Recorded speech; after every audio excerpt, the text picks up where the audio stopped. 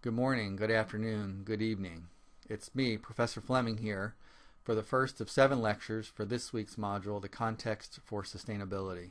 I call this lecture Timeline Earth, a Grand Narrative, and it really is more of a story than a rigorous history lecture. So let's dive in, shall we? As part of the introduction, I just want to let you know that the purpose of this lecture is really to put sustainability into context. I always run into students who say, well, we got to save the world, when in fact the world will always be perfectly fine. It's changed before and it will change again. The question is, what's the future for humanity? And the answer lies in, partly at least, in studying the relationship between us and the natural world. How do we develop our relationship to the natural world, and where is it going? Some of the disclaimers for the course. This is going to be a secular point of view for the course. I understand that many of you have religious beliefs, and I respect those deeply. Also, I'm from the US, so my global awareness is somewhat limited, although getting better, and I'm doing my best to make this a more globally relevant lecture. The presentation is not academically rigorous, but really is used to explore patterns of human development over time. So given that, I'm using hyperhistory and Wikipedia as my primary sources, with lots of other readings that you can find in the course sites. And I do this because each individual fact in history, while should be accurate, is not critical to the overall discourse for the learning objectives in this lecture. All of the images here are under Creative Commons or Prezi commercial use or my own images. And some of the learning objectives. I want to be able to help you extend the scope of your thinking about sustainability well back into the past and well into the future. We always talk about 7 generations forward that we make decisions for. I want to understand how we make jumps between different worldviews, and I think we're in a jump to a new worldview right now. I want to know I want to identify the positive and negative impacts of abstract thinking, and I want to recognize the relationship between the forces that shape social values and human behaviors, such as, for example, sustainable design. In order to look at that a little bit more carefully, we're going to be looking at this part of the diagram here. So time, sustainable designers think about time way into the future and way into the past. We also think about space at multiple scales. So we go from the microscopic, the chemical, all the way up to the Earth and its climate. This is one of the diagrams we'll be using this week in the course, and it looks complex, but it really isn't. It's only really reflecting about, okay, it is complex, about 17 things. But first off, we want to know, what is the rationale, or what are the reasons why we do things? What is the why of sustainability, for example? And in there, you'll probably end up talking about ethics, and you really can't avoid that discussion.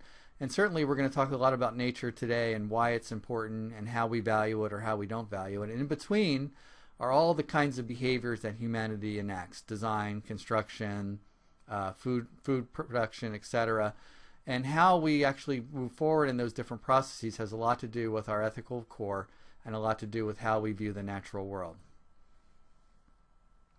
And so this is a larger timeline that's used in integral theory, which we'll be studying later in the semester. I want to focus right in on this zone right here and talk about how we're going to be moving through history, from hunter-gatherer to agrarian to industrial to information, and theoretically into a new planetary consciousness that we're entering now, which would be pretty darned exciting. So think about that. Look at the position of humans relative to the entire history of the planet. And remember, this is not to scale. So really, humanity is a tiny, tiny little pinpoint, or a second in a 24-hour period that would represent the Earth. We really haven't been here very long. And we haven't really seen some of the major events that have shaped and reshaped the planet over and over again. The planet itself is 4.5 billion years old, and 3.5 billion years ago we saw the first traces of life. And soon after, relatively speaking, we saw photosynthetic life develop, which is life as we begin to know it. It wasn't until 500 million BC that land animals first appeared. And imagine this, 300 million BC, the Earth was still one complete, continuous landmass called the Pangaea. And at that point, geological forces converged, and the continents as we know them now formed. Imagine if we had been living on Earth during that time. Imagine what that kind of impact would have had.